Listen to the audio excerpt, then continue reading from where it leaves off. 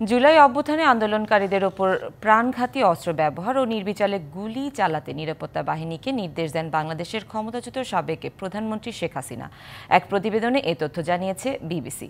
গত 18 জুলাই শেখ হাসিনার একটি ফাঁস হওয়া অডিও কলের সত্যতা নিশ্চিত করেছে যে বিবিসি জানায়, গত মার্চ মাসে শেখ হাসিনা একজন ঊর্ধ্বতন কর্মকর্তার সাথে কথা বলেন। কথোপকথনের ফাঁস হওয়া অডিওটি একটি গুরুত্বপূর্ণ প্রমাণ যে তিনি বিক্ষোভকারীদের গুলিতে সরাসরি অনুমোদন দেন। গত বছরের জুলাই মাসে শুরু হওয়া ছাত্র জনতার আন্দোলনে আইন শৃঙ্খলা বাহিনী নির্বিচারে গুলি চালায়। সে সময় শেখ হাসিনার নির্দেশের পর সামরিক বাহিনীর প্রাণঘাতী অস্ত্র নিরাপত্তা বাহিনীকে সরবরাহ করা হয়। আন্দোলনে 1400-র বেশি মানুষের মৃত্যু হয় বলে জানিয়েছে জাতিসংঘ।